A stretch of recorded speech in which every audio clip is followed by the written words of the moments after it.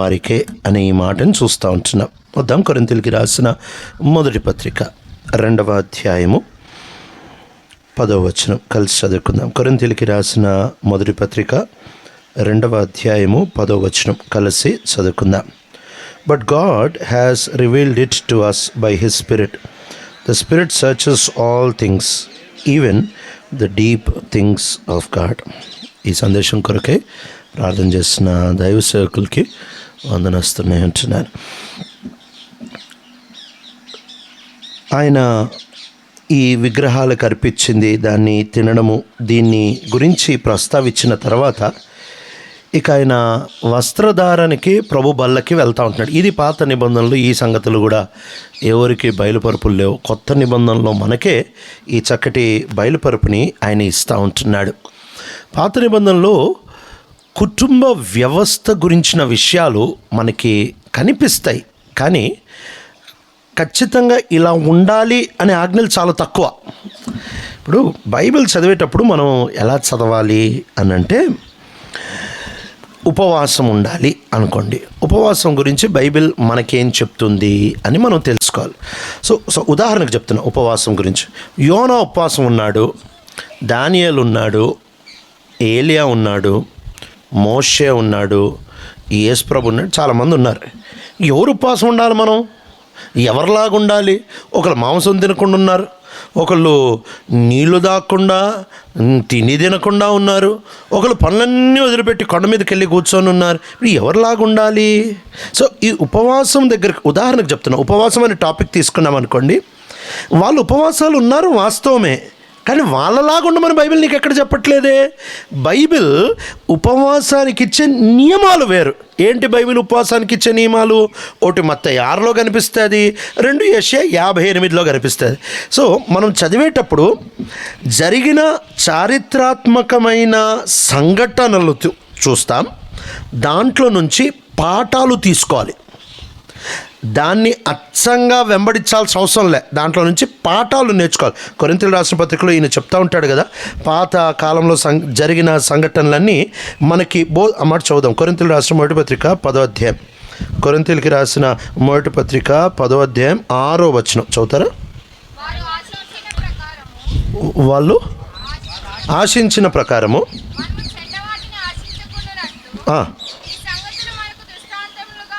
దృష్టాంతములుగా ఉన్నాయి. ఇంగ్లీష్ బైబిల్లో ఎగ్జాంపుల్స్గా ఉన్నాయి. ఇవి ఆజ్ఞలుగా లేవు, మాట గుర్తుపెట్టుకోవాలి. ఇవి ఆజ్ఞలుగా ఇవ్వలేదు మనకి, వీటి నుంచి పాఠాలు నేర్చుకోవడానికి ఇచ్చాడు. అయితే ఆజ్ఞల్ని ఆజ్ఞలుగానే రాస్తాడు. బైబిల్ దేవుడు మనతో ఏమి గోడ ముట్టించే ఆటలు, దాపుడు దొంగ, ఈ ఆటలు ఏమి ఆడట్లేదు. ఆజ్ఞని ఆజ్ఞలాగా రాస్తాడు. పాఠాలు నేర్చుకునేవి దృష్టాంతమైనవి చరిత్రగా రాస్తాడు. మనం చరిత్రల నుంచి ఆజ్ఞలు లాగుతాం, ఆజ్ఞల నుంచి ఇంకేదో లాగుతాం. అలా చేయకూడదు. బైబిల్ దేవుడు చాలా చక్కగా ఈ పుస్తకాన్ని రాయించి పెట్టాడు. దాన్ని దేనికి ఇచ్చారు? దానికే పెట్టుకోవాలి మనం.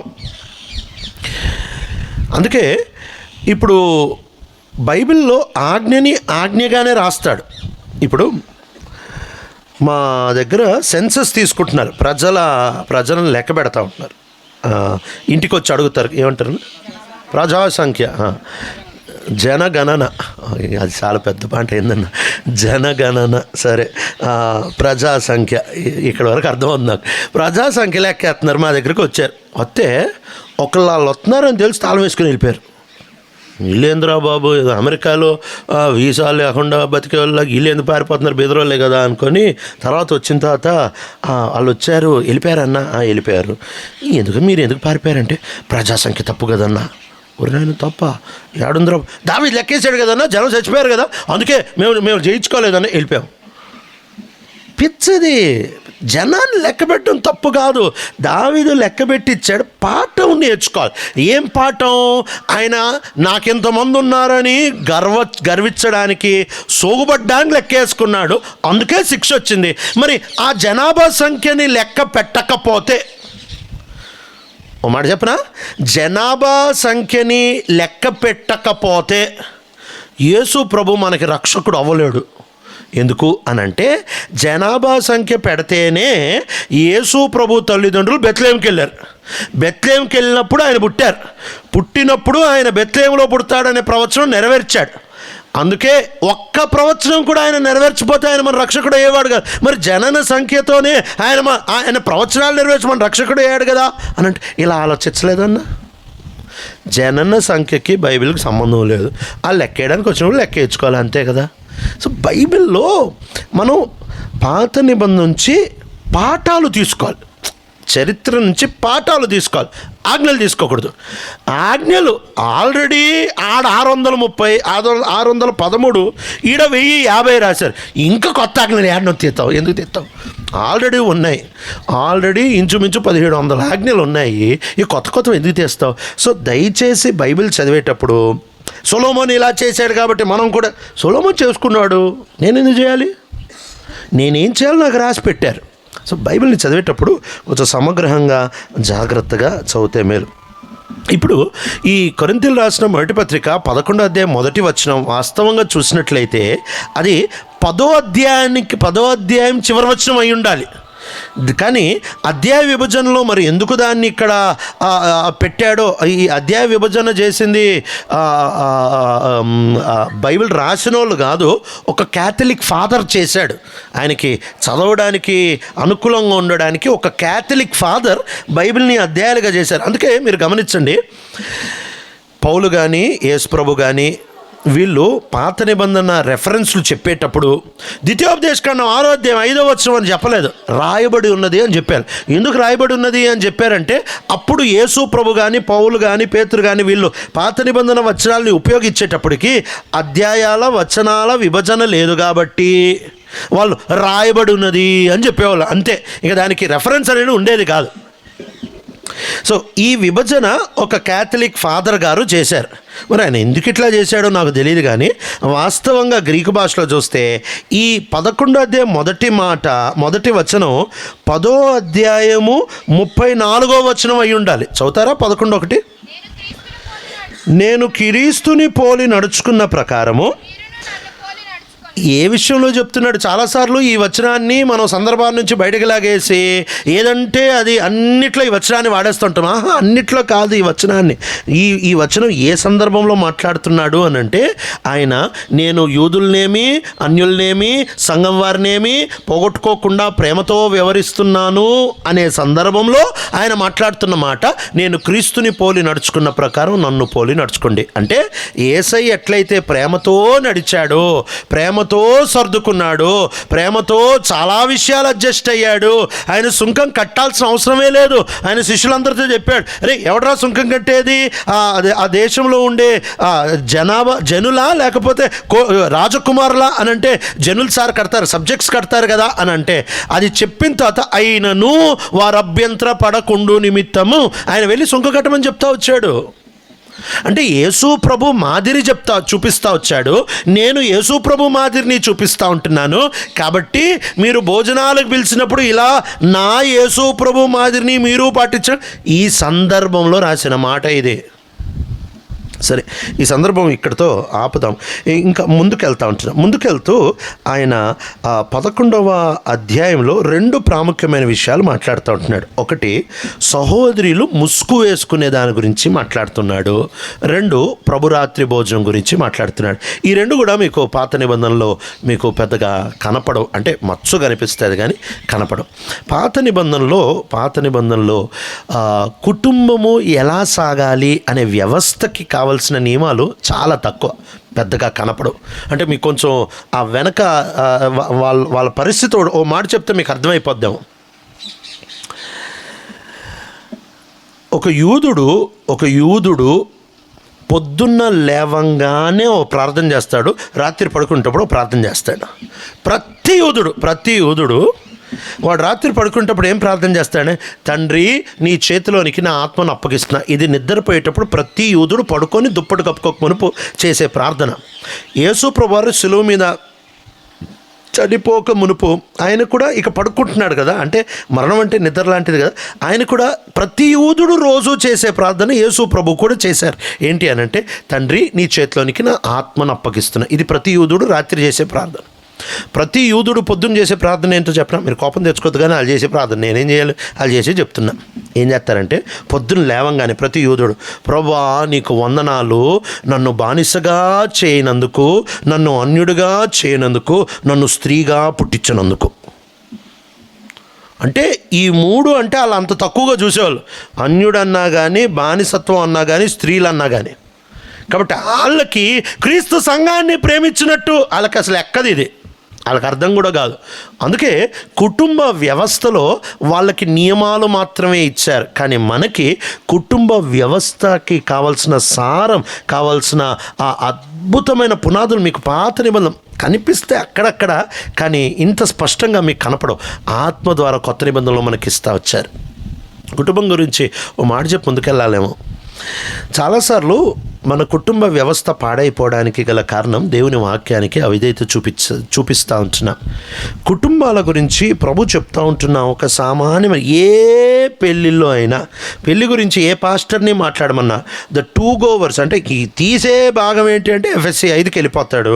FSC 5కి వెళ్ళిపోయి అక్కడ 2 వచనాలు చదువుతారు. భర్తలారా మీ భార్యల్ని క్రీస్తు సంఘాన్ని ప్రేమించినట్టు ప్రేమించండి, భార్యలారా మీ భర్తలకి సంఘం క్రీస్తుకి లోబడినట్టు లోబడండి. ఇది లేకుండా పెళ్లి చేయరు, ఇది ఖచ్చితంగా పెళ్లిలో చెప్తారు. ఇంతేనండి పెళ్ళికి కావాల్సింది, ఇంతే. కానీ దీనికి మనం ఒక ట్విస్ట్ యాడ్ చేసాం, దీనికి మనం ఒక మెలిక పెట్టాం. ఏంటి అని అంటే చాలా పంచాయతీలు చేస్తూ ఉంటాను నేను, ఈ భార్యాభర్తల గొడవలు పంచాయతీలు చేస్తూ ఉంటాను. చేసేటప్పుడు వాళ్ళిద్దరు కూర్చొని ఇక ఆయన ఈమె మీద చెప్తుంటాడు, ఈమె ఆయన మీద చెప్తుంటాడు. నేను మీ ఇద్దరికి 2 తెల్ల కాగితాలు ఇస్తాను, మీరు రాయండి, నేను మళ్ళీ వస్తానని చెప్పి ఇద్దరికి తెల్ల కాగితాలు ఇచ్చి వెళ్తా. ఏం రాయాలన్నా అంటే నీ పొరపాట్లన్నీ నువ్వు రాసుకో, నీ పొరపాట్లన్నీ నువ్వు రాసుకో అని చెప్పి వెళ్ళిపోతా. లోపలికి వెళ్ళి ఒక అరగంట నా పని చేసుకొని బయటకు వస్తే 2 పేపర్లు ఖాళీగా ఉంటాయి. నేనంట మీ పంచాయతీ తెగదు, మీరు ఇంటికి వెళ్ళిపోండి. నీ పొరపాటు చూసుకోకపోతే పంచాయతీ తెగదు. పంచాయతీ ఎదుటోడు గురించి చెప్తా ఉంటే ఇంకా గుంట తోతానే ఉంటావు. నీ పొరపాటు ఏంటో నువ్వు చూసుకోవాలి. ఈ పెళ్ళిళ్ళు వచ్చే సమస్య ఏంటో తెలుసా? పెళ్ళిళ్ళు వచ్చే సమస్య ఏంటంటే వచనం తీసి, అది కాదురా నువ్వు నీ భార్యని యేసు సంఘాన్ని ప్రేమించినట్టు ప్రేమించాలని ఉందిగా, మరి ఎందుకు ప్రేమించట్లేదు అని అంటే అప్పుడు ఈడేమంటాడు తెలుసా? ఆమె లోపడితే కదా నా ప్రేమించేది. ఇది వచ్చింది తంట. ఈమెను అడిగితే, అమ్మా నువ్వు లోబడాలి కదమ్మా, సంఘం లోబడినట్టు, మరి ఎందుకు ఆడ ప్రేమిస్తే కదన్నా నేను లోబడేది. ఇద్దరితో ఈ మాట చదివించి లోబడితే ప్రేమించమని యాడ్ రాశారు, ప్రేమిస్తే లోబడమని యాడ్ రాశారు. ఇంతేనండి. ఈ చిన్న ట్విస్ట్తో ఫ్యామిలీ సెట్ అయిపోద్ది. ఈ చిన్న ట్విస్ట్ అంతే. బైబిల్ ఏం చెప్తుందంటే ఆ లోబడకపోని నువ్వు ప్రేమించు, ఆడు ప్రేమించకపోని నువ్వు లోబడు. దానికి గ్రీకు పదాలు ఏం వాడారో తెలుసా? FSC 5లో ప్రేమ దగ్గర వాడిన పదం అగాపే, భయం దగ్గర వాడిన పదం ఫోబియా. అంటే అగాపే అంటే నిష్కారణమైన ప్రేమ. ఆమె రోగిష్టిదా, తిరుగుబాటుదా, లేకపోతే బండబూతులు తిట్టే ఆమె. సహజంగా ఇళ్లలో గొడవ అంతా ఏంటంటే ఆడవాళ్ళకి నోరాగదు, మగవాళ్ళకి చెయ్యి ఆగదు, అంతే గొడవ. నోరాగదు, ఆడికి చెయ్యి ఆగదు. ఆడి చెయ్యి ఆగినప్పుడు కూడా నోరాగదు వీళ్ళకి. అది తప్ప ఇంకేం గొడవలు నువ్వు. ఆయన ఏమంటున్నాడంటే అగాపే ప్రేమతో ప్రేమించడం నేర్చుకో. తిట్టుబోతు భార్య కానీ, తిరుగుబోతు భార్య, ఎట్లాంటి భార్యనే కానీ ప్రేమించడం నేర్చుకో. ఇది ఎలా సాధ్యం? అందుకే ఆయన మీద ఆధారపడమని చెప్తాడు. అంతే. ప్రతి ఆజ్ఞ దేవుని సరఫరాని చూపిస్తుంది, ప్రతి ఆజ్ఞ దేవుని సదుపాయాన్ని ఇంతేనండి ప్రేమ. ఈ ప్రేమ. ఫోబియా అంటే ఏంటో తెలుసా? ఫోబియా అంటే భయం. మా దగ్గరికి ఓ సేవకురాలు వచ్చి వాళ్ళు ఉన్నారు. అంటే అప్పుడు మందిరంలో ఉండేవాడిని. మా బెడ్రూమ్లో కూర్చొని ఉంటే నేను వాళ్ళతో మాట్లాడడానికి వెళ్ళా. కిచెన్ నుంచి పోతా ఊరికే అట్లా మర్చిపోయి చేతిలో అగ్గిపెట్టి తీసుకొని ఆ రూమ్కి వెళ్ళా. ఆ రూమ్కి వెళ్ళంగానే ఈ సేవకురాలు గట్టిగా చెవులు పట్టుకొని అరిసింది. ఇంకేం ఫిట్స్ ఏమైనా ఉందా, ఎందుకురా బాబు ఇట్లా అరుతుందంటే, అన్నా అగ్గిపెట్టంటే ఆమెకు భయం, అన్నా అగ్గిపెట్టంటే ఆమెకు భయం, అది తీసుకెళ్ళిపో అన్నాను. అది తీసుకెళ్ళి కిచెన్లో పెట్టా. నాకేం అర్థం కాలే. అగ్గిపెట్టంటే భయం ఆడవాళ్ళకి, ఈయన ఎంత అంటున్నాడేమో. మంటంటే భయం లేదంట, అగ్గిపెట్టంటే భయం అంట. తర్వాత తెలిసిందా. తర్వాత అలా మాట్లాడుతూ ఓ రోజు బాగా క్లోజ్గా ఉంటాడు, చనువుగా అడిగాను, అన్న అక్కకి ఏ బ్రాండ్ అగ్గి పెట్టంటే భయం అని అడిగా. ఆయన ఇచ్చిన జవాబు ఏంటి తెలుసా? ఏ బ్రాండ్ అన్నా భయమే. అది భయం అంటారు, అది ఫోబియా అర్థం. ఫోబియా అర్థం అంటే ఏంటి తెలుసా? ఏ బ్రాండ్ అన్నా భయమే. కాబట్టి ఫోబియా అంటే, లేకపోతే మీరు లోబడుడి అంటే ఎట్టన్నా ఉండని వాడు, నీ పన్ను లోబడవు. లాజిక్తో ఫ్యామిలీ సెట్ అవ్వదు. నువ్వు ఇటు చేసావు కాబట్టి నేను ఇటు చేశా, నువ్వు ఇటు చేసావు కాబట్టి నేను ఇటు చేశా, ఇక ఆడు తవ్వే నువ్వు తవ్వే, అనన్య సఫేర్ ఇద్దరు కలిసి వెళ్ళిపోవడం ఇక ఏముండదు. ఇలా వర్కౌట్ అవ్వదు. ఫ్యామిలీలో ఏమవుతుంది అని అంటే, నువ్వెట్లన్నా ఉండు నేను మాత్రం నిన్ను ప్రేమిస్తా, నువ్వెట్లన్నా ఉండు నేను మాత్రం నిన్ను లోబడతా. నీ ఫ్యామిలీ కట్టబడకపోతే అడుగు, దీనికి బైబిలే పోచి.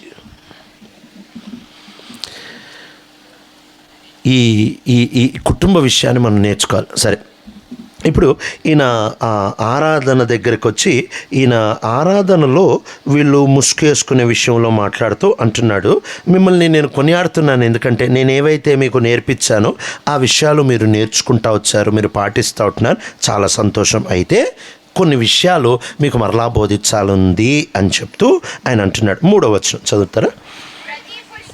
ప్రతి పురుషునికి శిరస్సు క్రీస్తనియో, స్త్రీకి శిరస్సు పురుషుడనియో, క్రీస్తునకు శిరస్సు దేవుడనియో మీరు తెలుసుకొనవలనని కోరుచున్నాను. 5వ వచనం. ఏ స్త్రీ తల మీద ముసుగు వేసుకొనక ప్రార్థన చేయునో లేక ప్రవచించునో ఆ స్త్రీ తన తలను అవమానపరచును, ఏలయనగా అది ఆమెకు క్షవరము చేయబడినట్టుగానే ఉండును. చాలండి, దీని బ్యాక్గ్రౌండ్ చెప్పాలి, అప్పుడే అర్థమవుద్ది భాగం. దీని బ్యాక్గ్రౌండ్ ఏంటంటే, అందుకే ఈ మాట నేను చెప్పా, భారతదేశపు సంస్కృతి కొరింథీ సంస్కృతి చాలా దగ్గరగా ఉంటాయని. మన దేశంలో మీకు గుర్తుందో లేదో, అంటే ఇప్పుడు ఈ మొబైల్ కాలం వచ్చింది కానీ మీకు గుర్తుందో లేదో, పాత కాలంలో అంటే మన అమ్మమ్మలు ఆ కాలంలో భర్తని చూసిన ప్రతిసారి భార్య ముసుకేసుకునేది. గుర్తుందా మీకు? అంటే మీ ఊర్లో వేసుకునేవారు కదా ఏంటి? వేసుకునేవారు కదా? ఓహో, అంటే మా వైపు చాలా మంచోళ్ళు అండి, బీదరోళ్ళు. అటైతే మా పల్లెటూర్లకు వెళ్తే ఈ రోజుకి కూడా భర్తను చూస్తే ముసుకేసుకుంటారు, మర్యాద. అది ఏం చూపిస్తుంది అని కొరింథీ సంఘం, మీ దగ్గర వేసుకోరు అంటున్నారు కదా, ఇక మీ సంగతి చెప్పే అనవసరం కానీ కొరింథీ సంగతి చెప్తా. కొరింథీలో వాళ్ళకు ఉంటున్న పద్ధతి ఏంటంటే, ఒక మర్యాదగా సంసారం చేసుకునే ఇల్లాలు, ఒక గృహిణి ఎవరైతే ఉంటుందో ఆమె ముసుగేసుకుంటుంది. మన దేశంలో పెళ్ళయింది అని ఎలా తెలుసుద్ది? తాలిబొట్టు, కాలికి మెట్టెలు, ఇవి చూడంగానే అర్థమైపోద్ది. మన స్టోరీ మాట్లాడలే, మన దేశం సంగతి మాట్లాడుతుంది. ఓ పెళ్ళయింది అనగానే పైన చూస్తారు కింద చూస్తారు, దాన్ని బట్టి అర్థమైపోతుంది పెళ్ళయింది అని. కొరింథీలో పెళ్ళయింది అనేది ఎలా తెలుస్తుంది అంటే, వాళ్ళు ముసుగేసుకుంటారు. ముసుగేసుకుంటే ఇలా పెళ్ళయింది అని అర్థం. అది ఏం చూపిస్తూ ఉందండి? ఎందుకు ముసుగేసుకుంటారంటే, ఇదిగో నా తల మీద ఎట్లయితే ముసుగేసుకుంటున్నానో నేను ఒకని అధికారం కింద ఉన్నాను అని చూపిస్తూ ఉంటున్నారు. ముసుగేసుకోకపోతే దాని అర్థం ఏంటంటే వాళ్ళ సంస్కృతి, అది భక్తి కాదు, వాళ్ళ సంస్కృతి. వాళ్ళ సంస్కృతిలో ముసుగేసుకోకపోతే దానికి 2 అర్థాలు. ఒక అర్థం, నాకు పెళ్ళి కాలేదు, నేను పెళ్ళికి రెడీగా ఉన్న ఆడపిల్లని. రెండో అర్థం ఏంటంటే, నేను ఎవరితోనో వచ్చేయడానికి రెడీగా ఉన్నా. వేశ్యలు అంటారు కదా, నేను ఎవరితో అన్నా వెళ్ళిపోవడానికి రెడీగా ఉన్నా. వేశ్యలు ముసుగేసుకోరు, పెళ్ళికి రెడీగా ఉండేవాళ్ళు ముసుగేసుకోరు. వీళ్ళిద్దరు ముసుగులు వేసుకోరు, పెళ్ళి కానోళ్ళు వేసుకోరు. పెళ్ళి అయ్యి భర్తకి నమ్మకంగా ఉంటున్న వాళ్ళందరూ ముసుగులు వేసుకుంటారు. ఇది కొరింథీ పద్ధతి, కొరింథీ ఆచారం. ఇది ఈ పట్నం అంతా ఇట్లానే వేసుకునేవాళ్ళు వాళ్ళు. సో పౌలు అంటున్నాడు, ఇది మంచి పద్ధతే కదా, మరి సంఘానికి వచ్చినప్పుడు మీరు ఈ పద్ధతి మంచి పద్ధతే కదా. ఇక్కడ ఒక విషయం కొంచెం సెన్సిటివే కానీ ఇది గమనించాలి. ఏంటి తెలుసా? మంచి పద్ధతి ఎక్కడైతే ఏం పాటించాలి. మీకు ఒక మాట చెప్పనా, కొంచెం విచిత్రంగా ఉండొచ్చాము కానీ చెప్తా. 10 ఆజ్ఞలు దేవుడు మోషేకి రాసిచ్చాడు కదా, అంతకుముందు ఈ 10లో లాస్ట్ వదిలేస్తే 9 ఆజ్ఞలు ఐగుప్తు దేవుళ్ళు వాళ్ళకి ఇచ్చారని వాళ్ళు చెప్పుకుంటారు. వాళ్ళకు కూడా రాసింది 10 ఆజ్ఞల కంటే ముందు డెకలాగ్ మనకు 10 ఆజ్ఞలు రాశారు కదా. ఈ 10 కంటే ముందు సేమ్ 9 ఆజ్ఞలు, మొదటి 9 ఆజ్ఞలు వాళ్ళకు కూడా రాసి పెట్టారు. ఈ 10 ఆజ్ఞలు మీరు ఈ 9 ఆజ్ఞలు వదిలేస్తే 10 ఆజ్ఞలు వదిలేస్తే 9 ఆజ్ఞలు మీరు ఇస్లాం మతానికి వెళ్ళండి, హైందవ మతానికి వెళ్ళండి, బుద్ధుల మతానికి వెళ్ళండి. ఫస్ట్ 2 అవి తీసేస్తా, అంటే అది మనకి సంబంధించింది కాబట్టి. వాళ్ళు ఫస్ట్ 2 కూడా ఉంటాయి. ఐగుప్తులకు ఎట్లా ఉంటాయంటే మీరు ఐగుప్తు దేవుళ్ళని తప్ప అని ఉంటుంది. అంటే కొత్తవేం కాదు, దేవుడు కొత్తవేం ఇవ్వలే. బైబిల్కి పాత వేరే పుస్తకాలకు తేడా ఏంటో చెప్పనా, కొత్త పద్ధతులు కొత్తవి ఏమి లేవు.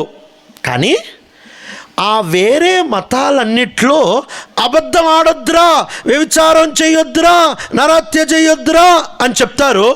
ఎలా చేయకుండా ఉండాలో చెప్పరు. చేయకుండా ఉండడానికి శక్తి ఇవ్వరు. బైబిల్ దేవుడికి ఉంటున్న వ్యత్యాసం ఏంటి తెలుసా?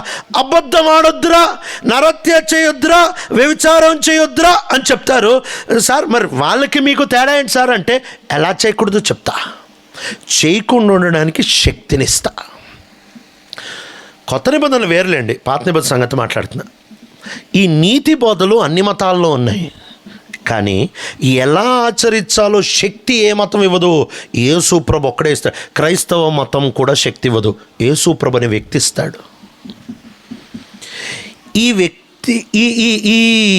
వ్యక్తి యేసుప్రభు అనే వ్యక్తిని తెలుసుకోకపోతే నీకు శక్తి ఉండదు. వేరే వాళ్ళు ఇవన్నీ రాసుకొని వల్లించుకుంటూ చేయకుండా ఎట్టుంటారు, నువ్వు కూడా అట్లానే ఉంటావు. సో ఈయన అంటున్నాడు మంచి పద్ధతే కదా. ఇప్పుడు మామూలుగా కాళ్ళు గడుక్కొని గుడిలోకి పోతారు. ఈ హెబ్రోన్లో ఒకప్పుడు ఈ నీళ్ళ ట్యాంకులు పెట్టేవాళ్ళు, ఊర్ల నుంచి ప్రయాణం చేసి వచ్చేవాళ్ళు కదా, వాళ్ళు కూడా చక్కగా కాళ్ళు కడుక్కొని వచ్చేవాళ్ళు. గుడిలో కాలు కడుక్కున్నా, నువ్వేందుకు కాలు కడుక్కున్నా? కాలు కడిగి మురిగిపోవడానికి రా నాయన, చేపలు మురికి అవ్వకుండా ఉండడానికి, అంతేగా. మంచి పద్ధతి ఎక్కడైతే ఏముంది, ఇది పౌలు చెప్పేది. సరే మీరు ఊరిలో ఏమో కొంగు వేసుకుంటున్నారు, ఎందుకంటే మీకు పెళ్ళి అయింది, సంసారికంగా ఉంటున్నారు చూపించడానికి మీరు కొంగు వేసుకుంటున్నారు, బాగానే ఉంది. మందిరానికి వచ్చినప్పుడు మీరు కొంగు తీస్తున్నారు, అది కూడా ప్రత్యేకంగా 2 పనులు చేసేటప్పుడు తీస్తున్నారు. ఏంటేంటి అని అంటే, ప్రార్థన చేసేటప్పుడు కొంగు తీస్తున్నారు, ప్రవచించేటప్పుడు కొంగు తీస్తున్నారు. ఎందుకు తీస్తున్నారంటే, వీళ్ళు ఎందుకు కొంగు తీసేవాళ్ళు తెలుసా? ప్రార్థన చేసేటప్పుడు వీళ్ళు దేవునితో నేను దేవునితో మాట్లాడుతుంటే భర్త కిందేంటి తొక్కలో భర్త అని చెప్పి కొంగు తీసి ప్రార్థన చేసేవాళ్ళు. వీళ్ళు ప్రవచనం చెప్పేటప్పుడు దేవుని ఆత్మ వరముతో నేను ప్రవచనం చేస్తుంటే ఈడెవడు తొక్కలో భర్త, ఈడి కింద నేను కొంగు చేస్తున్నారు. ఆయన చూసి అంటున్నాడు, మీరు కొంగులు ప్రార్థన చేసేటప్పుడు దేవునితో మాట్లాడేటప్పుడు మీరు ఒకటి గుర్తుపెట్టుకోండి, మీరు ఇంకా భౌతికమైన మనిషి అధికారం కింద ఉన్నారు. కొంగులు ఎక్కడ తీయాలి తెలుసా? ఎత్తబడినాక తీయాలి.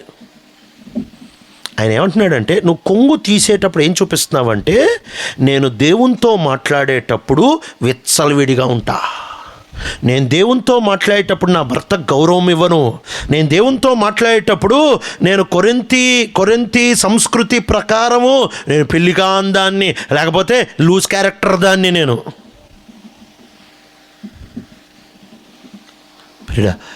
ఎంత జాగ్రత్తగా ఉండాలి. కాబట్టి ఆయన అంటున్నాడు, బయట ఆచారాలు ఉన్నాయి కదా, మంచివే, ఆ మంచివి పాటించడంలో ఏమి తప్పులేదు. పెళ్ళికి బయట వేసుకుంటున్నావు, మరి లోపలికి వచ్చి ఎందుకు తీస్తున్నావు? నువ్వు ప్రార్థన చేసినా, నువ్వు పరిశుద్ధాత్మ దేవుని వరాన్ని ఉపయోగిస్తున్నా, ఒకటి గుర్తుపెట్టుకో, నువ్వు అధికారం కిందే ఉన్నావు. ఎందుకు ముసుకేసుకోవాలి? కారణం చాలా క్లియర్గా చెప్తున్నాడు. మన సొంత కారణాలు ఇవ్వకూడదు కదా, రాసి పెట్టారు కదా, కారణం చాలా క్లియర్గా చెప్తున్నారు ఎందుకు వేసుకోవాలి. చదువుదాం. కొరింథీయులకు రాసిన మొదటి పత్రిక 11వ అధ్యాయం 7, 8, 9 వచనాలు చదువుతాం. ఏలయనగా స్త్రీ పురుషుడి నుంచి కలిగినే కానీ పురుషుడు స్త్రీ నుండి కలగలేదు, మరియు స్త్రీ పురుషుని కొరకే కానీ పురుషుడు స్త్రీ కొరకు సృష్టింపబడలేదు. ఈ మాట గమనించండి, కారణం చెప్తున్నాడు. ఇందువలన దేవదూతలను బట్టి అధికార సూచన స్త్రీకి తల మీద దేవదూతల నిమిత్తం ఏంటి? మళ్ళీ దేవదూతలు ఏంటి కొత్తగా? దేవదూతల నిమిత్తం ఏంటి? ఇది కారణం అంట. ఎందుకు వేసుకోవాలి అని అంటే, మీరు దేవదూతల నిమిత్తం వేసుకోండి అంటున్నాడు. దేవదూతల నిమిత్తం వేసుకోవడం ఏంటి? పేతురు రాసిన మొదటి పత్రిక మొదటి అధ్యాయం 12వ వచనం చదువుతారా? పరలోకము నుండి పంపబడిన పరిశుద్ధాత్మ వలన మీకు సువార్త ప్రకటించిన వాని ద్వారా మీకు ఇప్పుడు తెలపబడిన ఈ సంగతుల విషయమై తమ కొరకు కాదు గాని మీ కొరకే తాము పరిచర్య చేసిరని సంగతి వారికి బయలుపరచబడెను. దేవదూతలు ఈ కార్యములను తొంగి చూడగోరుచున్నారు. ఎఫెసీయులకు రాసిన పత్రిక 3వ అధ్యాయం 10వ వచనం చదువుతారా? దేవుడు మన ప్రభువైన క్రీస్తు యేసునందు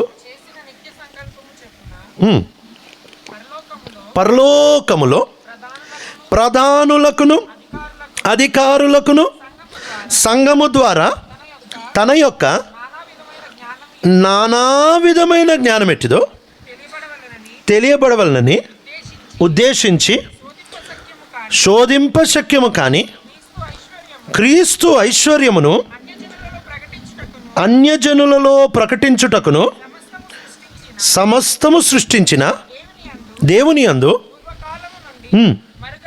మరుగైయున్న ఆ మర్మమును గురించిన ఏర్పాటు ఎట్టిదో అందరికీ తేటపరచుటకును పరిశుద్ధులందరిలో అత్యల్పుడనైనా. చాలండి, ఆయన మాట్లాడే సంఘ దర్శనం గురించి మీరు చదివితే అర్థమవుతుంది ఆ సందర్భం. దేవదూతలు ఆశ్చర్యంగా చూసేది ఏమన్నా ఉంది అంటే సంఘాన్నే చూస్తారు. తొంగి చూడాలనిపిస్తుందంట. దేవదూతల ఎదుట సంఘాన్ని నిలబెట్టబోతున్నాడట. ఇదే కొరింథీ సంఘంలో ఆయన నిన్న చెప్పాను అనుకుంటా, కోర్టు కేసుల గురించి మాట్లాడుతూ ఆయన అంటాడు, మీరు దేవదూతలకి తీర్పు తీర్చాలని మీకు తెలియదా అంటే, ఇంకో మాటలో ఈ పౌలు వీళ్ళకి మళ్ళీ గుర్తు చేసేది ఏంటంటే, మిమ్మల్ని నిత్యము దేవదూతలు చూస్తున్నారు. వాళ్ళు ఈ దేవదూతలు మిమ్మల్ని చాలా జాగ్రత్తగా పరీక్షిస్తున్నారు. ఎందుకంటే మాకు తీర్పు తీర్చే వాళ్ళంట వీళ్ళు. అంతేకాదు, వీళ్ళు మాకు దేవుని జ్ఞానాన్ని బయలుపరిచే వాళ్ళంట. వీళ్ళు చాలా విచిత్రంగా క్రీస్తు ఐశ్వర్యాన్ని అనుభవిస్తారంట అని చెప్పి నువ్వు కూడొచ్చినప్పుడు తొంగి చూస్తుంటారు దేవదూతలు. ఒకవేళ మీకు ఏం చూడాలనుంది, విహారయాత్ర టికెట్ ఇస్తామంటే అమెరికా టికెట్, ఇంగ్లాండ్ టికెట్, లేకపోతే ఎక్కడో ఈఫెల్ టవరో లేకపోతే హిమాలయాలు ఏదో చూడడానికి మనం పోతాం కదా.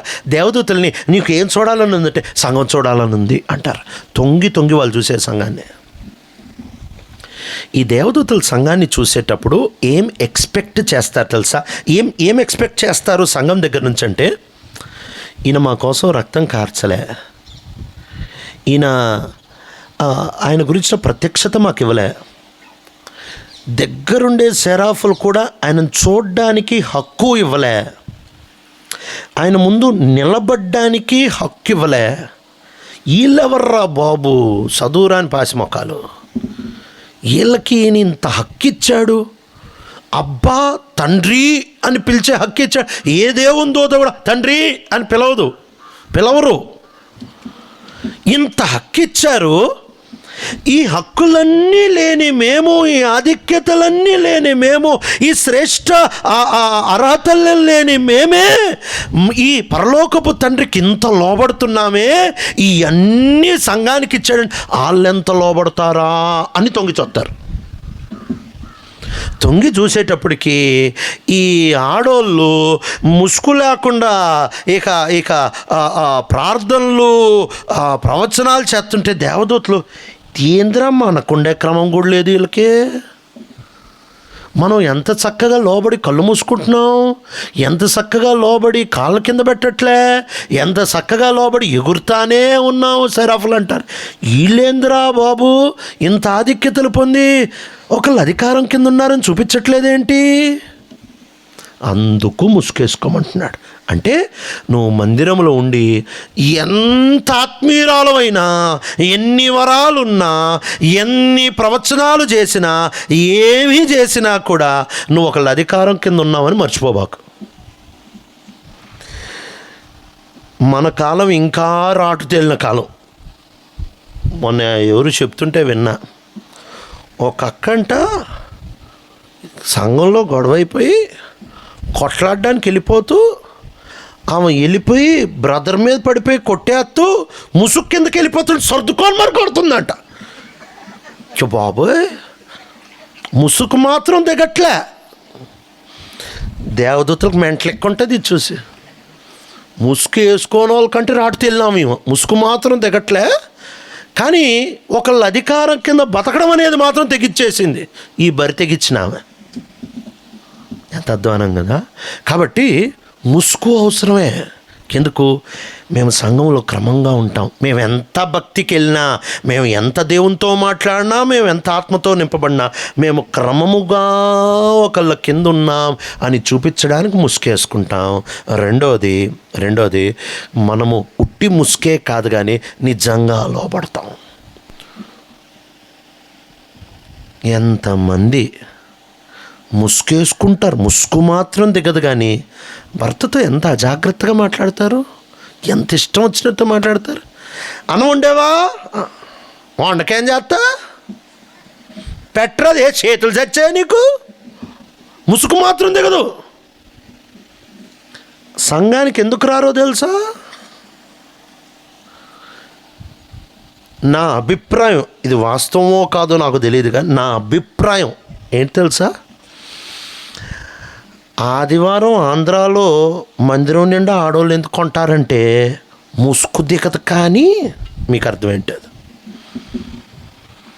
ఇళ్ళల్లో అందరు కాదు, నా అభిప్రాయం అంతే, దీనికి రుజువులు ఏమి లేవు, నేను అనుకుంటున్నా. మర్యాద ఎవరేమో ఇంట్లో ఆయన ఏమో కొంచెం నీకు ప్రార్థన సంఘానికి వచ్చి సత్తేగా నువ్వు ఏమొస్తారండి, ఏమొస్తారు? బైబిల్ చెప్తున్న మాట ఏంటి తెలుసా? సువార్త లేకయే, అంటే నువ్వేం నోటి మాట లేకయే నీ ప్రవర్తన బట్టి నీ భర్తను గెలుచుకునే అవకాశం ఉందే. ఈరోజు ఈ విషయాన్ని మర్చిపోబాకు. అనుకువగా లోబడి, నేను ఎంత ప్రార్థన చేసినా, ఎంత ఆత్మ నింపుదలున్నా నేను నీకు లోబడతానండి అనే సామాన్యమైన విషయం నేర్చుకోవడం చాలా అవసరం. అందుకని ముసుగులు వేసుకోమంటున్నాడు ఆయన. వేసుకోకపోతే ఇది అవమానం అంటున్నాడు. ఎందుకు అవమానం అంటే, ఒక కొరింథీయుడు చూశాడు అనుకోండి, కొరింథీయుడు బయట చూసాడు, ఒరే పెళ్ళైంది ముసుగు వేసుకోవట్లేదేంటి అంటే, తెగిచ్చి కూడా ప్రార్థన చేస్తుంది ఏంటి, బరి తెగిచ్చేసి అంటే వాళ్ళ దృష్టికి పెళ్ళైన తర్వాత ముసుకేసుకోకపోతే వీళ్ళు లూజ్ క్యారెక్టర్, వీళ్ళు డబ్బులైతే వచ్చేస్తారు. అట్లాంటి బరి తెగించిన క్యాండిడేట్లు ఎవరైనా చూసారనుకోండి, ఏంటి బరి తెగించిన క్యాండిడేట్ ప్రార్థన చేస్తుంది ఏంటి, బరి తెగించిన క్యాండిడేట్ ఏదో ప్రవచనాలు చేస్తుంది ఏంటి అని అనుకుంటారు. చాలా జాగ్రత్త అంటున్నాడు. చాలా జాగ్రత్త అండి. మన ముసుగు, వాళ్ళు జీవితాంతం ముసుకేసుకునే వాళ్ళు ఈ రెండు చేసేటప్పుడు కూడా వేసుకోమంటున్నాడు. ఇది వాళ్ళ స్టోరీ సంగతి చెప్తున్నాను. కొంతమంది వాదిచ్చే వాళ్ళు ఉంటారు. వాదిచ్చే వాళ్ళకి ఆయన లాస్ట్లో ఒక మాట చెప్పేస్తున్నాడు. కొరింథీయులకు రాసిన మొదటి పత్రిక 11వ అధ్యాయము 16వ వచనం చదువుతారా? ఎవడైనను కలహ ప్రియుడుగా కనపడిన ఎడల సంఘంలో నేను ఇట్టి ఆచారము లేదని వాడు తెలుసుకొనవలెను. ఈ అన్ని సంఘాలు ఈ క్రమాన్ని పాటిస్తున్నాయి. ఏం క్రమం పాటిస్తున్నాయి అంటే, మేము సంఘంలో ఉన్నా కూడా భర్తల అధికారం కింద ఉన్నాం. ఇప్పుడు మీరు అనొచ్చు, మరి పెళ్లిగాని వాళ్ళు ముసుకెందుకు వేసుకోవాలా అని అంటే, సంఘానికి వచ్చినప్పుడు ముసుకేసుకోవాలి. ఎందుకు వేసుకోవాలంటే, మేము సంఘంలో ఉంటున్న పెద్దల అధికారము కింద ఉన్నాం. సంఘం వరకే ముసుకేసుకోవాలి. వాళ్ళు కొరింథీ వాళ్ళు పెళ్లిగానోళ్ళు సంఘం లోపల ముసుకేసుకోవాలి, పెళ్ళైనోళ్ళు ఎప్పటికీ ముసుకేసుకోవాలి. ఇది కొరింథీ ఆచారం, మనకు కాదు, ఇది కొరింథీ ఆచారం. మనం సంఘానికి వచ్చినప్పుడు ముసుకేసుకోవాలి. మనం అంటే స్త్రీలు. ఎందుకు అని అంటే, దేవదూతలు చూస్తున్నారు. ముసుకేసుకోవడమే కాదు, ఇక్కడ ముసుగు దిగినా ఇంటికి వెళ్ళిన తర్వాత ముసుగు దిగిన తర్వాత కూడా భర్తకి ఇవ్వాల్సిన మర్యాద తప్పకూడదు. దేవదూతలు చూస్తున్నారు సంఘ బిడ్డలు ఎట్లుంటారు అనేది. ఇప్పుడు రెండో సందర్భానికి వెళ్ళిపోతున్నాం, ప్రభు రాత్రి భోజనం గురించి. ఈ ముసుగు విషయం పాత నిబంధనలో మీకు పెద్ద కనపడదు. ఎందుకంటే పాత నిబంధనలో భార్యలు బానిసలు లాంటి వాళ్ళు, వాళ్ళకి తిండి అత్తే చాలు. అందుకే విడాకులు ఇచ్చేటప్పుడు వాళ్ళు చెప్పేవాళ్ళు, పాత నిబంధనల ఆజ్ఞ ప్రకారం విడాకులు ఇచ్చేటప్పుడు వాళ్ళకి తిండి ఇచ్చి వాళ్ళని చూసుకుంటే మెయింటెనెన్స్ ఇస్తే చాలు, వాళ్ళు ఎట్టన్నా చాలు, నువ్వు ఎవరినన్నా వదిలేయచ్చు అని చెప్తూ ఉంటారు. కొత్త నిబంధన అలా చెప్పదు. కొత్త నిబంధన వివాహం యొక్క వ్యవస్థ యొక్క వెన్నెముకని చెప్తా వచ్చింది. కొత్త నిబంధన ఒక స్త్రీ ఒక పురుషుడే అని చెప్తా వచ్చింది. కొత్త నిబంధన పాన్పు నిష్కల్మషమైనది అని చెప్తా వచ్చింది. పాత నిబంధనలు మీకు ఇలాంటి మాటలు కనపడవు. అసత్యాలు కనిపిస్తాయి కానీ ఇంత డైరెక్ట్ ఆజ్ఞలు కనపడవు. కొత్త నిబంధనలో భర్త భార్యని ప్రేమించాలి, ఇలాంటివి మీకు పాత నిబంధనలు పెద్దగా కనపడవు. కొత్త నిబంధనలో భార్య భర్తకి లోబడాలి, పాత నిబంధనలో బానిసలాగా లోబడాలి, కానీ కొత్త నిబంధనలో ప్రేమతో లోబడతారు. సో ఈ విషయాల్ని మనం గుర్తుపెట్టుకొని ఇంకా 17వ వచనానికి వెళ్ళిపోదాం. ఇక్కడ ఆయన వారి మీటింగ్ల గురించి మాట్లాడుతూ ఉంటున్నాడు. 17వ వచనం చదువుతారా? మీకు ఈ ఆజ్ఞను ఇచ్చుచు మిమ్మును మెచ్చుకొనను, మీరు కూడి వచ్చుట ఒకళ్ళొక్కరు ఎక్కువ కీడుకే కానీ ఎక్కువ మేలుకు కాదు. అక్కడేమో 2వ వచనంలో ఏమన్నాడంటే, నేను మిమ్మల్ని కొనియాడుతున్నా, ఐ ప్రైజ్ యూ అంటున్నాడు. ఇక్కడ అన్నాడు, ఐ డోంట్ ప్రైజ్ యూ అంటున్నాడు. ఎప్పుడు గుర్తుపెట్టుకోవాలండి, ఈ రెండు బ్యాలెన్స్ చేసుకోవాలి మనం. ఈ రెండు బ్యాలెన్స్, యేసు ప్రభువారు కూడా రెండు బ్యాలెన్స్ చేసుకుంటాడు. యేసు ప్రభువారు ప్రకటన గ్రంథంలో 7 సంఘాలకి మాట్లాడేటప్పుడు ప్రతి సంఘాన్ని ఆయన, అంటే లవదీశ సంఘాన్ని మినహాయిస్తే ప్రతి సంఘాన్ని ఆయన మెచ్చుకున్నాడు. మెచ్చుకున్న తర్వాత వాళ్ళలో లోపాలు కూడా చూపించాడు. కాబట్టి ఎక్కడ మెచ్చుకోవాలో అక్కడ మెచ్చుకోవాలి. నువ్వు మెచ్చుకోనందుకు ప్రజల్ని పోగొట్టుకుంటావు తెలుసా. ఎక్కడ మెచ్చుకోవాలో అక్కడ మెచ్చుకోవాలి. పౌలు మెచ్చుకున్నాడండి, పౌలు చక్కగా మెచ్చుకున్నాడు. ఆయన పత్రికల్లో చివరి అధ్యాయం దాదాపు దీనికే కొన్ని వచనాలు కేటాయించాడు. రోమాలో అయితే 16వ అధ్యాయం అంతా దీనికే కేటాయించాడు. వారికి వందనాలు, వాళ్ళు చాలా కష్టపడ్డారు, వీరికి వందనాలు, వాళ్ళు భలే ఆతిథ్యం ఇచ్చారు, వారికి వందనాలు. నేనే కాదు, సంఘాలన్నీ వారికి వందనాలు చెప్పాలి. ఏం అవసరం? ఆయనకు ఒక విషయం బాగా తెలుసు, ప్రభు మెచ్చుకుంటాడు. ఎక్కడ సరిచేయాలో అక్కడ సరి. ఉట్టి సరిచేసేవాడు పోలీసోడు అవుతాడు, ఉట్టి మెచ్చుకునేవాడు అలుసు అయిపోతాడు. ఈ రెండు బ్యాలెన్స్ చేసేవాడు యేసు ప్రభు మాదిరిని అనుసరించేవాడు ఉంటాడు. సో ఈయన ఇదే అధ్యాయంలో 2లో మెచ్చుకుంటున్నా అంటున్నాడు, 17లో మెచ్చుకోవట్లేదు అంటున్నాడు. 2లో ఎందుకు మెచ్చుకుంటున్నాడు? కొంగులు వేసుకుంటున్నారు, కొన్ని విషయాలు మేము చెప్పినట్టే చేస్తున్నారు, మెచ్చుకుంటున్నాడు. కొన్ని విషయాలు మేము చెప్పినట్టు చేస్తున్నారు, అందుకనే మెచ్చుకోవట్లేదు. ఇక్కడ ప్రభు భోజనం గురించి మాట్లాడుతూ దానికి బ్యాక్గ్రౌండ్ ఏంటో చెప్తా ఉంటున్నాడు. ఏంటి బ్యాక్గ్రౌండ్ అంటే, వీళ్ళందరూ ప్రభు రాత్రి భోజనానికి వచ్చేవాళ్ళు. మనం రాను బల్లని పూర్తిగా మార్చేసాం. సో బైబిల్ చెప్తున్న నేపథ్యానికి మనం బల్ల తీసుకునే నేపథ్యం రాను చాలా మార్చేసాం. ఇక్కడ ఏం చెప్తున్నారంటే, వాళ్ళందరూ వచ్చేవాళ్ళు. అప్పట్లో సంఘానికి వచ్చేటప్పుడు చాలా దూరం నుంచి ప్రయాణాలు చేసి వచ్చేవాళ్ళు. కొరింథు సంఘం, కొరింథు పట్టణం కదా, బిజినెస్ సెంటర్, అందుకని మెయిన్ సెంటర్లో పెట్టారు. సో వీళ్ళు చాలా దూరాల నుంచి వచ్చేవాళ్ళు. వచ్చేటప్పుడు వీళ్ళు ధనవంతులైతే చక్కగా కొంచెం సౌకర్యవంతంగా ప్రయాణాలు చేసి వచ్చేవాళ్ళు. పేదోళ్ళు అయితే కొంచెం ఇబ్బందులు పడి నడుచుకుంటూ వచ్చేవాళ్ళు. ప్రత్యేకంగా పేదోళ్ళు చాలా దూరం నుంచి నడుచుకుంటూ వచ్చేవాళ్ళు. ఎందుకంటే కొరింథు మెయిన్ పట్టణంలో చాలా ఖరీదు, అంటే కిరాయి ఖరీదే, బాడుగ్గ ఖరీదే, భోజనం ఖరీదే, అన్నీ ఖరీదు. సో ఈ తక్కువ ఉద్యోగాలు చేసేవాళ్ళు వీళ్ళందరూ బాగా అవుట్స్కర్ట్స్లో ఉండేవాళ్ళు. కొరింథు పట్టణానికి బాగా అవుట్స్కర్ట్స్లో ఉండేవాళ్ళు. మెయిన్ సావుకారులందరూ సెంటర్లో ఉండేవాళ్ళు. మన ఊర్లో కూడా అంతే కదా, మెయిన్ సెంటర్ దగ్గర ధనవంతులు ఉంటారు. కొంచెం ఊరు అవతలకి వెళ్ళిపోతే కొంచెం తక్కువ ఆస్తి ఉండేవాళ్ళు, కొంచెం ఆర్థికంగా కొంచెం తక్కువ పడిన వాళ్ళు ఇక్కడ ఊరు చివరిలో వాళ్ళు అక్కడ ఉంటారు. వీళ్ళ దగ్గర కూడా అంతే. సో సహజంగా వాళ్ళ దగ్గర ఏమయ్యేదంటే ఈ సంఘానికి ధనవంతులు త్వరగా వచ్చేసేవాళ్ళు. దగ్గర కదా, సెంటర్ కదా, వాళ్ళు త్వరగా వచ్చేసేవాళ్ళు. ఈ పేదోళ్ళు పాపం దూరం నుంచి రావడానికి కొంచెం టైం పట్టేది, నడుచుకుంటూ వచ్చేవాళ్ళు, కొంచెం టైం పట్టేది, వచ్చేసేవాళ్ళు. ఈ ధనవంతులు ఏం చేసేవాళ్ళు అంటే వచ్చేసిన తర్వాత వీళ్ళు ప్రభురాత్రి భోజనం అంటే భోజనమే చేసేవాళ్ళు, భోజనంలాగా చేసేవాళ్ళు. అది ఎలా చేయాలి అనేది పక్కన పెడదాం. వాళ్ళ సంస్కృతి వాళ్ళు భోజనమే చేసేవాళ్ళు, ప్రభురాత్రి భోజనం వాళ్ళు తినేవాళ్ళు. సో వీళ్ళు ఏం చేసేవాళ్ళు అంటే వీళ్ళు లేటుగా వచ్చే వాళ్ళ కోసం ఆగకుండా ముందే వచ్చేసేవాళ్ళు కదా, టైం ఎక్కువైపోయేది. వచ్చి వాళ్ళు గబగబా తినేసేవాళ్ళు, రొట్టె మొత్తం తినేసేవాళ్ళు. ద్రాక్ష రసం పెడతారు కదా, ద్రాక్ష రసం కూడా మొత్తం తాగేసేవాళ్ళు వీళ్ళు. ఆ తర్వాత వీళ్ళు పాపం పేదోళ్ళు వచ్చేవాళ్ళు. పేదోళ్ళు వచ్చేటప్పటికి వీళ్ళకి ఉండేవి కాదు. వీళ్ళేమో ఎక్కువ తాగేశారు కాబట్టి, అంటే మనం ద్రాక్ష రసం అంటే ద్రాక్షలు అంటే గ్రేప్ జ్యూసులు కొని చేస్తూ ఉంటాం. వాళ్ళు ద్రాక్ష రసం అంటే అచ్చంగా వైనే, అంటే అది ఎక్కువ తాగితే మొత్తం వస్తుంది. వాళ్ళకి అది వాళ్ళ దేశంలో అది కామన్, అది కాదు అనలేం మనం. వాళ్ళ దేశంలో అది కామన్. మన దేశం సంస్కృతి ప్రకారం మనం అది చేయము. సో వీళ్ళు ఈ ద్రాక్ష రసాన్ని ఎప్పుడైతే ఎక్కువ తాగేస్తారో వీళ్ళు మత్తులైపోయి ఇక వీళ్ళు తూగుతూ వీళ్ళు గందరగోళంగా ఉంటారు. వీళ్ళు పాపం లేట్గా వస్తారు కదా, ప్రభురాత్రి భోజనం ఏది అంటే తినేసారే, అయిపోయింది, ఏం లేదు. పోనీ ద్రాక్ష రసం అది కూడా తాగేశారు, అందుకే చూడ ఆడెట్టి దూతున్నాడు, ఈడెట్టి దూతున్నాడు. ఈ పేదోళ్ళు పాపం అయ్యో మాకు లేదా అని ఆకలితో కూర్చునేవాళ్ళు. ఇది సందర్భం. ఇప్పుడు చదువుదామా? కొరింథీయులకు రాసిన మొదటి పత్రిక 11వ అధ్యాయము.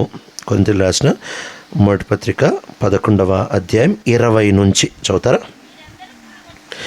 మీరు అందరూ కూడి వచ్చుచుండగా మీరు ప్రభు రాత్రి భోజనము చేయుట సాధ్యము కాదు, ఏలనగా మీరు ఆ భోజనము చేయనప్పుడు ఒకడి కంటే ఒకడు ముందుగా తన మట్టుకు తాను భోజనము చేయుచున్నాడు. ఇందువలన ఒకడు ఆకలిగొనును, ఒకడు మత్తుడగును.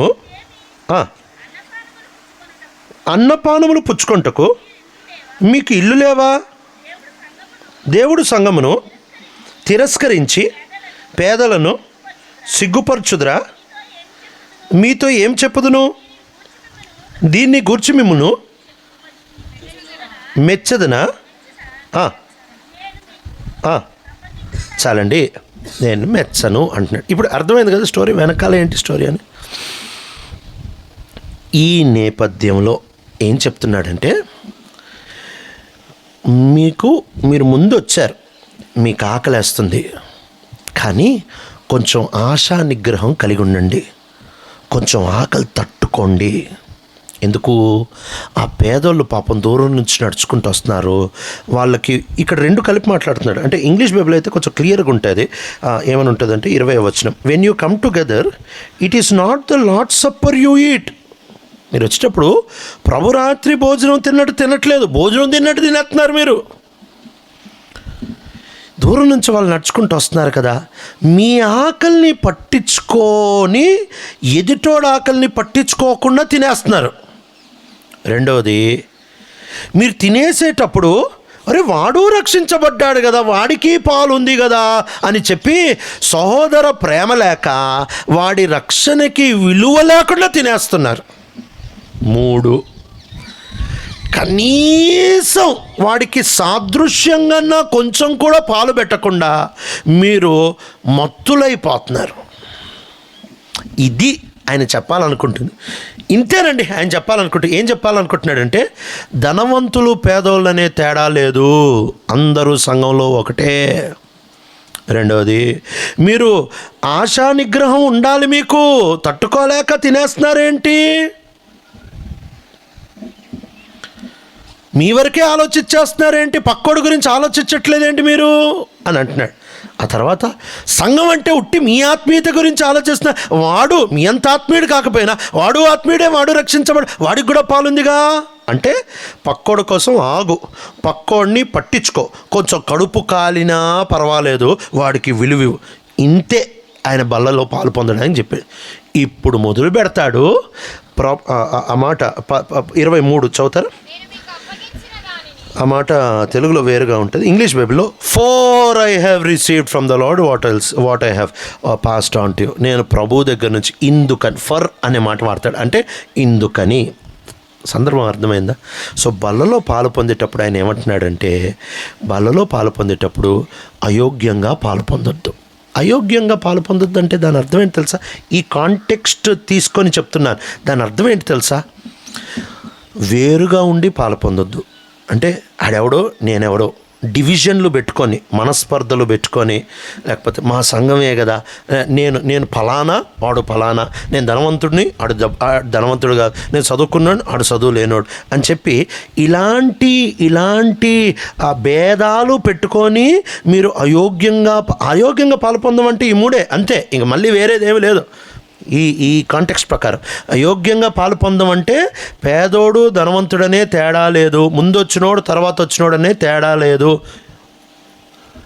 అంతేకాదు, నేను కడుపు కాల్చుకుంటాను కానీ వేరే నా తోటి సహోదరుడు కోసం కొంచెం ఇబ్బంది పడతాను, నేను కొంచెమే తీసుకొని వాళ్ళకు కూడా, వాళ్ళ ఆత్మీయతకు కూడా నేను కొంచెం విలువిచ్చి బల్ల వాళ్ళకు కూడా పెడతాను.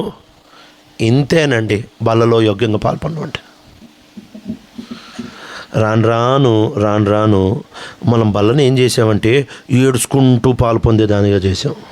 అసలు బైబిల్ చెప్పే మాట బల్ల ఏడ్చుకుంటూ పాలు పొందేది కాదు.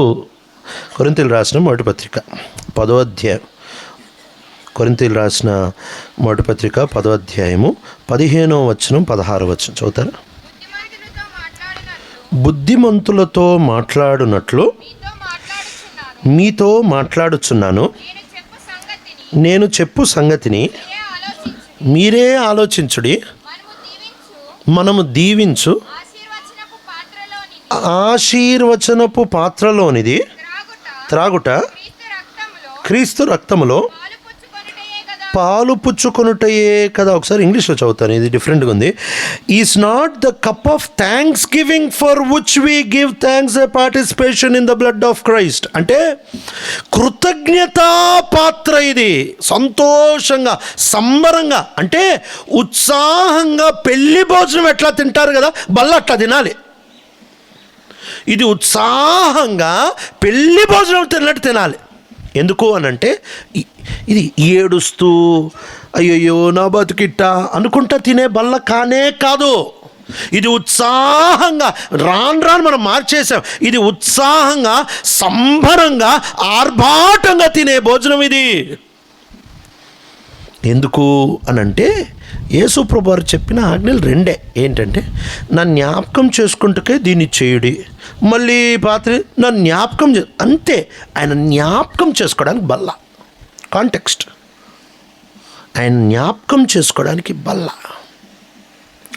బల్ల దగ్గర మళ్ళీ పాపాలు ఒప్పుకునేది ఏముండదు. ఎందుకు? నేను సోమవారం పాపం చేసినప్పుడు నేను బతుకుండేవాడినైతే, దేవునితో కొంచెమన్నా సంబంధం ఉండేవాడినైతే నా పాపం ఎప్పుడు ఒప్పుకుంటా? సోమవారం నాకు తెలవంగానే ఒప్పుకుంటా. చురుకైన వాళ్ళు ఏ రోజు బట్టలు ఆ రోజే ఉతుక్కుంటారు. కొన్ని ఇళ్ళకి వెళ్తే సంసారం ఈజీగా నాకు అర్థమైపోతుంది. ఎందుకు తెలుసా? బట్టలు ఎవరెస్ట్ గొత్త అంటుంటాయి, ఇన్ని బట్టలు ఉంటాయి, ఆడు చచ్చా దాంతో చేయలేక సత్తాడాడు. ఎందుకు అనంటే సోమరిపోతు ఆ సీరియల్ చూసుకుంటా ఉండి ఇది గొట్టలాగా పెరుగుద్ది. ఒకరోజు కష్టపడి అన్నీ ఉతికి 3 రోజులు పడక పడుకుని లేవదు. ఆడ చచ్చే సంసారం ఎత్తిపా. ఇట్ట రోజు బట్టలు ఉతకని వాళ్ళు ఆరోగ్యం బాగాలేకో. విచిత్రం ఏంటి తెలుసా, వాషింగ్ మిషన్ ఉన్న తాత కూడా కొట్టలే అంటే ఇక వీళ్ళకి చేతులని దండం పెట్టాలి. సంసారం ఎత్తిపోతుంది. ఈ సేమ్ స్టోరీ ఆత్మీయత కూడా ఎత్తిపోతుంది. ఏంటి తెలుసా, సోమవారం పాపాలు కూడబెట్టా, మంగళవారం బుధవారం గురు శుక్రు శని అన్నీ కూడబెట్టి ఆదివారం బల్ల దగ్గరకు వచ్చినప్పుడు నా గుట్ట పాపాలన్నీ ఒప్పుకుంటున్నా అంటే నా అంత దరిద్ర బతుకుంకోవట్లేదు. అంతే కదా. ప్రభుతో బాగుంటే ఏ రోజు ఆ రోజు ఒప్పుకుంటాం, ఈరోజు పాపం సోమవారం పాపం సోమవారం ఒప్పుకున్నా, సోమవారం ఒప్పుకోగానే ఆయన మీద విశ్వాసం ఉంచటం బట్టి ఆయన రక్తం నా పాపం అంతా కడిగేసింది. మళ్ళీ ఈ పాపం ఇంక ఒప్పుకోవడానికి ఏం మిగులుతుంది? బల్ల దగ్గర వచ్చేటప్పటికి రోజంతా వారం పొడుగునా ప్రభుతో బాగుండేవాడు ఏ పాపం అప్పుడు కడుక్కుంటే ఇక మళ్ళీ బల్ల దగ్గర వచ్చి ఒప్పుకునేది ఏముంటుంది? ఇది ఆర్భాటపు బల్ల, ఇది సంతోషపు బల్ల, ఇది ఇది ఇది మహిమాయుక్తమైన బల్ల, ఇది చాలా శ్రేష్టమైన కృతజ్ఞత పెళ్లి భోజనం లాంటి భోజనం అండి ఇది. ఏడ్చుకుంటూ అయ్యో నేనిట్ట అట్ట తీసుకునేది కానే కాదు, సెలబ్రేషన్ ఉత్సాహంగా తీసుకునే బల్ల ఇది. సందర్భాల నుంచి వచనాలు బయటకు లాగేస్తాం కాబట్టి మన నిదానంగా దారి తప్పేమేమో అనిపిస్తుంది. సందర్భం చెప్తున్నాడు. అయోగ్యంగా పాలు పొందడం అంటే పక్కోడిని పట్టించుకోకుండా, పక్కోడి కోసం ఆగకుండా, పక్కోడి ఆత్మీయతకి విలువ ఇవ్వకుండా పాలు పొందడం అయోగ్యంగా పాలు పొందడం అంతే. పాత నిబంధనలో ఒక రక్త నిబంధన, కొత్త నిబంధనలో ఒక రక్త నిబంధన. పాత నిబంధన రక్త నిబంధన అంటే ఏంటో తెలుసా? ఎందుకు సంతోషంగా పాలు పొందాలో చెప్తున్నా. నిర్గమాకాండం 24వ అధ్యాయానికి వస్తున్నాం. నిర్గమాకాండం 24వ అధ్యాయం ఇది పాత నిబంధన అధ్యాయం, గుర్తుపెట్టుకోండి. నిర్గమాకాండం 24 ఏమో పాత నిబంధన అధ్యాయం, లూకాసు వార్త 22 ఏమో కొత్త నిబంధన అధ్యాయం. పాత నిబంధన జెనసిస్ ఆదికాండం 1:1 నుంచి స్టార్ట్ అవ్వదు, మన పుస్తకంలో స్టార్ట్ అవుతుంది, కానీ నిబంధన స్టార్ట్ అయ్యేది నిర్గమ 24 నుంచే. కొత్త నిబంధన మత్తయి 1:1 నుంచి స్టార్ట్ అవ్వదు, పుస్తకంలో కొత్త నిబంధన స్టార్ట్ అవుతుంది అక్కడి నుంచే, కానీ వాస్తవంగా నిబంధన స్టార్ట్ అయ్యేది లూకా 22 నుంచి. సరే, ఇప్పుడు ఈ పాత నిబంధన రక్తపు బల్ల, రక్తపు నిబంధన నిర్గమకాండం 24వ అధ్యాయంలో మోషే ఏం చేశాడంటే దేవుడి దగ్గరికి వెళ్ళి ఆయన దేవుని దగ్గర ఆజ్ఞలన్నీ తెలుసుకున్నాడు. నిబంధన అంటే ఏం లేదండి, అగ్రిమెంట్. నిబంధన అంటే అగ్రిమెంట్ అంటే ఇప్పుడు ఉదాహరణకి నేను ఒక భూమి కొనుక్కునేటప్పుడు ఇద్దరం కూర్చొని అమ్మేవాడు 10 లక్షలకు అమ్ముతున్నాడు, నేను 10 కష్టం సార్ 8 అని అంటే అప్పుడు మా ఇద్దరికి ఒక మధ్యవర్తి ఉంటాడు, మా ఇద్దరిని మాట్లాడించి ఒక మధ్యవర్తి ఉంటాడు. వాడు వచ్చి మా ఇద్దరిని కూర్చోబెడతాడు, అమ్మేవాడిని కొనేవాడిని కూర్చోబెడతాడు. నిబంధన అంటే ఏంటో చెప్తున్నా. ఈ కొనేవాడు అమ్మేవాడిని కూర్చోబెడతాడు ఒక మధ్యవర్తి. సార్ మీరు ఎంతకు అమ్ముతారు సార్ అంటే 10 లక్షలు అంట. కొనేవాడు అంటాడు అంత లేదు సార్, నేను 6కి చేయండి సార్ అని అంటే ఆయన అంటాడు 6 కష్టంలే కానీ 9 చేయండి అంటాడు. అప్పుడు ఈయన అంటాడు సర్లే సార్ 9 వదిలే 7కి చేయండి అంటాడు. అప్పుడు ఈ మధ్యవర్తి ఏమంటాడంటే సర్లే సార్ మీ మాట కాదు నేను లాస్ట్ మాట చెప్తున్నాను చూడండి సార్, 8:30కి చేసేయండి సార్, మీ మాట కాదు అని చెప్పి కుదిరిచ్చేసి ఏం చేస్తాడు అని అంటే ఈయన సంతకం పెట్టిస్తాడు, ఈయన సాక్ష్య సంతకం పెడతాడు. ఈ పేపర్ మీద ఇదంతా రాసేసుకుని ఈయన అడ్వాన్స్ ఆయనకి ఇచ్చేస్తాడు. ఇలా జరిగిపోతుంది. దీన్ని నిబంధన. అప్పుడు ఈ నిబంధన ఎప్పుడైతే అవుతుందో వీళ్ళిద్దరూ ఇంటికి వెళ్తూ ఉంటారు. ఇంటికి వెళ్ళేటప్పుడు ఏడ్చుకుంటా నిబంధన అయిపోయిందో అని వెళ్తాడా? అంత సంతోషంగా వెళ్తాడు. నిబంధన అయిపోయిందిరా బాబు, భూమి మనకు వచ్చేస్తుంది, ఈడంటే నిబంధన అయిపోయిందిరా బాబు, డబ్బులు వచ్చేస్తున్నాయి మనకి. ఎంత నిబంధన సంతోషాన్ని తెస్తుంది. ఏడిచే నిబంధనలు ఉండవు. వీళ్ళు సంతోషంగా ఇంటికి వెళ్ళిపోతారు. ఇప్పుడు ఈ మధ్యవర్తి ఏం చేశాడు? ఈయన వేలుముద్ర తీసి ఒక పేపర్ మీద పెట్టాడు, సాక్షిగా ఈయన వేలుముద్ర వేసాడు. వీళ్ళిద్దరిని కలిపే ఒక మధ్యవర్తి. ఇది నిబంధన అంటే. ఇప్పుడు చదివితే అర్థమవుతుందేమో, చదువుదాం. నిర్గమాకాండం నిర్గమకాండం 24. వీళ్ళిద్దరిని కూర్చోబెట్టేటప్పుడు రూల్స్ అన్నీ చెప్తాడు కదా ఈ మధ్యవర్తి. 24 3వ వచనం నుంచి చదువుతారా? మోషే వచ్చి యెహోవా మాటలన్నిటినీ విధులన్నిటినీ ప్రజలతో వివరించి చెప్పెను. ప్రజలందరూ యెహోవా చెప్పిన మాటలన్నిటి ప్రకారము చేసేదమని ఏక శబ్దంతో ఉత్తరం ఇచ్చారు. ఇక్కడ నిబంధన ముగ్గురు అని చెప్పే కదా, అమ్మేవాడు, కొనేవాడు, మధ్యవర్తి. ఈ మధ్యవర్తి మోషే. ఇక్కడ అమ్మేవాడు అంటే దేవుడు, కొనేవాడు అంటే ఈ ఇశ్రాయేలీలు. అంటే అమ్ముకోలే ఏమీ లేదు, అర్థమే భాషలో చెప్తున్నాను అంతే. నిబంధన చేసుకునే ఇద్దరు ఎవరెవరంటే దేవుడు, ఇశ్రాయేలీలు, మధ్యవర్తి మోషే. సో మోషే ఏం చేస్తాడంటే ఆయన దగ్గరికి వెళ్ళి దేవుడి దగ్గరికి వెళ్ళి నీ రూల్స్ ఏమేమి కావాలో చెప్పు ప్రభా. ఈయన వెళ్ళి అడుగుతాడు కదా, మీ రేట్ ఎంతో చెప్పండి సార్, నేను ఆయనతో మాట్లాడతాను అని. మోషే వెళ్ళి అడుగుతున్నాడు, సార్ మీ రూల్స్ ఏంటేంటో చెప్పండి సార్ అని అంటే దేవుడు రూల్స్ అన్నీ చెప్పాడు. చెప్పిన తర్వాత ఆయనకి చెప్పొస్తాను సార్ అని చెప్పి వీళ్ళ దగ్గరికి వచ్చాడు. మళ్ళీ వచ్చి ఇదిగో ఇవన్నీ రూల్స్ అంట, మరి మీరు ఏమంటారు, మీరు ఓకే అంటారా? ఆయన 10 లక్షలు అంటున్నాడు, మరి మీరు ఏమంటారు, ఓకే అంటారా అని అడుగుతారు కదా. అట్లానే ఆయన చెప్పిన రూల్స్ అన్నీ తీసుకొని వచ్చి వీళ్ళ దగ్గరికి వచ్చి మీరు ఏమంటారు, ఓకే అంటారా అని అంటే వీళ్ళందరూ అన్నారు ఏకంగా ఓకే అని అన్నారు. ఇది నిబంధన. ఈయన రూల్స్ అన్నీ తెచ్చి ఈయనకి చెప్పాడు, వీళ్ళందరూ ఓకే అన్నారు. వీళ్ళందరూ ఓకే అన్న తర్వాత ఇప్పుడు కాగితం సంతకాలు పెట్టుకుంటున్నారు. వీళ్ళు సంతకాలు పెట్టుకుంటున్నారు. చదువుదామా సంతకాలు ఎట్టు పెట్టుకుంటున్నారు? వస్తున్నాం 4వ వచనం నుంచి. మరియు మోషే రాసి పేపర్ రాశారు. ఇప్పుడు రాసి లేచి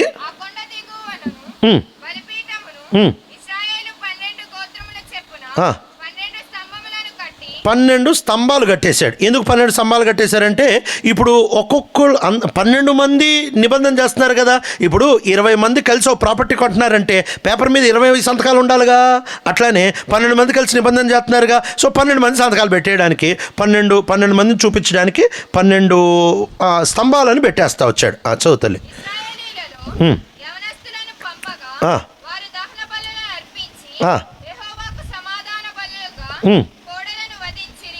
ఇక్కడ నుంచి బాగా గమనించండి. 6వ వచనం 2 సంతకాలు పెట్టే వచనం అది. 6 చదువుతలే. అప్పుడు మోషే బాగా గమనించండి, మోషే వాటి రక్తములో సగము తీసుకొని పల్లెములో పోసి ఆ రక్తములో సగము బలిపీఠం మీద ప్రోక్షించను. అంటే దేవుని మీద వేస్తాడు. ఇది దేవుని సంతకం. బలిపీఠం మీద సగం వేస్తాడు. ఇది దేవుని సంతకం పేపర్ మీద. చదువుతలే. అతడు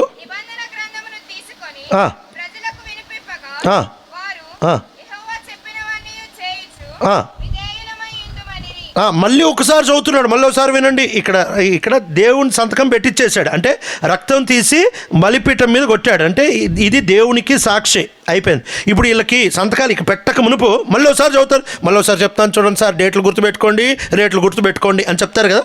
అట్లా మళ్ళీ ఒకసారి చదివేసి అంత అయిపోయింది తర్వాత ఇప్పుడు వీళ్ళు సంతకం పెట్టేస్తున్నారు. 8వ వచనం వీళ్ళ సంతకం.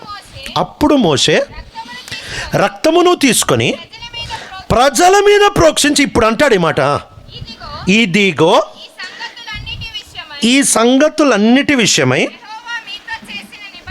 యెహోవా మీతో చేసిన నిబంధన రక్తము ఇదే అని చెప్పాను. ఆ రోజు ఏడ్చుకుంటూ వెళ్తారా, సంతోషంగా వెళ్తారంటే దేవుడు సంతోషంగా ఉంటాడు. నా ప్రజలు నా మాట ఒప్పుకుంటున్నారు, ప్రజలు సంతోషంగా వెళ్తారు. దేవుడు మా దేవుడు అయిపోయాడు. ఇదండి నిబంధన అంటే మోషే ఏం చేశాడంటే రక్తం తీసుకొని, ఈయన మధ్యవర్తి కదా, సగం తీసుకొని బలిపీఠానికి అది దేవుడి సంతకం, సగం తీసుకొని ప్రజల మీద అది మనుషుల సంతకం, ఇశ్రాయేలు సంతకం. ఇది రక్త నిబంధన. ఇది పాత నిబంధన, రక్త నిబంధన. ఇప్పుడు కొత్త నిబంధన చూద్దామా? సేమ్ ఇదే ఉంటుంది, సేమ్. వస్తున్నాం లూకాసు సువార్త 22వ అధ్యాయానికి. లూకాసు సువార్త 22వ అధ్యాయం 14వ వచనం నుంచి. ఆ గడియ వచ్చినప్పుడు ఆయనయు ఆయనతో కూడా అపోస్తలులను పంక్తిని కూర్చుండిరి. అప్పుడు ఆయన, నేను శ్రమ పడక మునుపు మీతో కూడా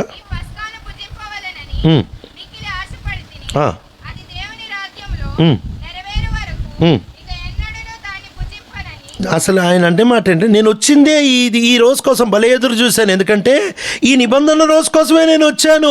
ఇక్కడి నుంచి ఒక జనాన్ని, ఆ రోజు మోషే ఇశ్రాయేలు 12 గోత్రాలని దేవునికి మధ్యలో ఒక నిబంధన ఎలాగైతే చేశాడో, అట్లా యేసుక్రీస్తు ప్రభువారు ఓ 12 మంది శిష్యుల్ని, సాదృశ్యంగా ఓ 12 మంది శిష్యుల్ని తీసుకొని ఇటు దేవునికి మధ్యవర్తిగా యేసు ప్రభు నిలబడి వీళ్ళిద్దరు చేతులు కలుపుతున్నాడు. వీళ్ళిద్దరిని కలపడానికి ఈ నిబంధన చేస్తున్నాడు. చదువుతాలి ఎక్కడ అక్కడి నుంచి.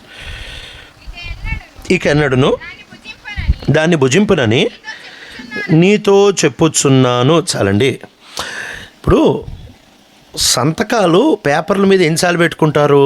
ఇప్పుడు టోకెన్ అమౌంట్ అంటే అడ్వాన్స్ ఇస్తారు కదా, అప్పుడు సంతకాలు పెట్టుకుంటారు. మళ్ళీ కొనుగోలు అయిన తర్వాత సంతకాలు పెట్టుకుంటారు. అంతేగాని రోజు పొద్దున వాళ్ళ ఇంటికి వెళ్ళి ఓ సంతకం పెట్టారాదా? వద్దురా బాబు, నువ్వు కొనకముందే ఇన్ని సంతకాలు పెట్టించుకుంటున్నావు, నువ్వు వద్దురా నాయన అని అంటారు. కొన్ని ఓసారి చేస్తారు, రోజు చేయరు. అంటే మీకు ఉదాహరణకి మీకు అర్థమవుతాడు చెప్తా. ఇప్పుడు కొత్త ఇల్లు గృహ ప్రతిష్టత, దానికి రిబ్బన్ కట్టి ప్రార్థన చేసి కట్ చేసి లోపలికి వెళ్తారు కొంతమంది.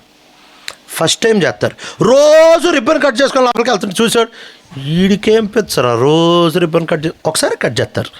సో ప్రభు కూడా అదే అంటున్నాడు. ఏమంటున్నాడంటే, ఇదిగో ఇది నిబంధన, కాబట్టి ఈ నిబంధన 2 సార్లు, ఒకటి అడ్వాన్స్, 2 పొలం మారేటప్పుడు, అంతే కదా. సో ఇప్పుడు నేను చేసేది ఏంటంటే అడ్వాన్స్ ఓసారి, నెక్స్ట్ అయిపోయిన తర్వాత, ట్రాన్సాక్షన్ అయిపోయిన తర్వాత దేవుని రాజ్యానికి మీరు వచ్చేస్తారు. ఇక నా వాగ్దానాలన్నీ అయిపోతాయి, నిబంధన అయిపోతాయి, మీరు నెరవేరుస్తారు, ప్రభు నెరవేరుస్తాడు, అయిపోతుంది కదా. ఆ రోజు లాస్ట్ ఫైనల్. అందుకే ఆయన 2 సార్లు ఇది అంటున్నాడు. అందుకే ఇంక మధ్యలో ఉండదు, రోజు వెళ్ళి సంతకాలు పెట్టించుకోరు కదా బల్ల. అంటే బల్ల మరి మనం ఎందుకన్నా ప్రతి వారం తీసుకుంటాము అని అంటారేమో మీరు. ఇది మనం పెట్టుకునేది. ఇది అంటే మనం ఈ నిబంధనని గుర్తు చేసుకోవడానికి చేసుకుంటున్నాం. అంతేగాని ఈ నిబంధన ఆయనతో కాదు, మనం గుర్తు చేసుకుంటూ ఆ రోజు కోసం సిద్ధపడుతూ చేస్తున్నాం ఈ నిబంధన. సరే, ఇప్పుడు ఆయన అంటున్న మాట చదువుతుంది. ఆయన గిన్నె ఎత్తుకొని కృతజ్ఞతాస్తుతులు చెల్లించి, మీరు దీన్ని తీసుకొని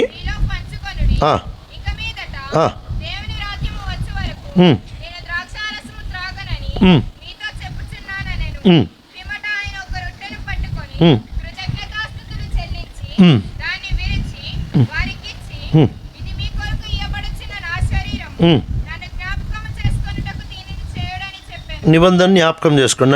నేను వెళ్ళిపోతున్నాను, కానీ మీ రూల్స్ గుర్తుపెట్టుకోండి. నిబంధన నన్ను జ్ఞాపకం చేసుకుంటే దీన్ని చేయుడి. చదువుతలే.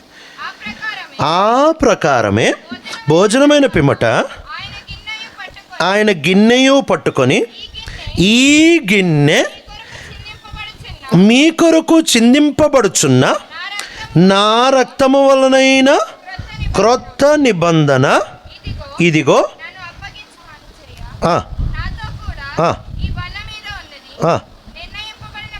చాలండి, ఇక్కడితో ఆగుదాం. సేమ్ మోషే ఏం చేశాడు, యేసుప్రభు కూడా అది చేస్తున్నాడు. ఏమంటున్నాడంటే, ఇదిగో ఈ గిన్నె నా రక్తం వలనైన కొత్త నిబంధన. ఈ రక్తాన్ని నేను కార్చేది మొదట తండ్రిని సంతోషపెట్టడానికి. యేసుప్రభు రక్తం కార్చింది ముందు తండ్రిని సంతోషపెట్టడానికి. మాట బాగా గుర్తుపెట్టుకో. తర్వాత మన పాపాలు. ఆయన రక్తం డైరెక్ట్గా మన పాపాలు కడగడం కంటే ఆయన రక్తం ముందు మన పాప శిక్షని తీస్తుంది. సో ఎట్లయితే మోషే రక్తం తీసుకొని ఒక పక్కన బలిపీఠానికి ఒక పక్కన ప్రజలకు ఇచ్చాడో, యేసుప్రభు కూడా అదే పని చేస్తున్నాడు. యేసుప్రభు ఏం చేస్తున్నాడంటే, తన అమూల్యమైన రక్తముతో, హెబ్రీయుల రాసిన పత్రికలో ఉంటుంది, తన అమూల్యమైన రక్తముతో అక్కడికి వెళ్ళి మన కొరకు ఒకటేసారి బలి అర్పించేస్తూ వచ్చాడు. కాబట్టి యేసుప్రభు రక్తం అటు తండ్రికి ముట్టిస్తూ వచ్చాడు, యేసుప్రభు రక్తము ఇటు తన ప్రజలకి సాదృశ్యంగా ఇస్తా వచ్చాడు. ఇక్కడ కొత్త నిబంధన జరిగింది. ఏంటి ఆ కొత్త నిబంధన అంటే, అక్కడ వాళ్ళు ఇశ్రాయేలీలు దేవుడు నిబంధన చేసుకున్నారు. ఏమి నిబంధన? నేను మీ దేవుడనై ఉంటా. ఇశ్రాయేల్ ప్రజలు అంటున్నారు, మేము నీ ప్రజలమై ఉంటాం.